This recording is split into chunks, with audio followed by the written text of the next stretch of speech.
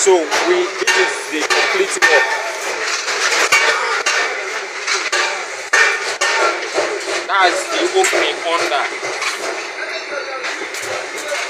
So on top of it is the blower.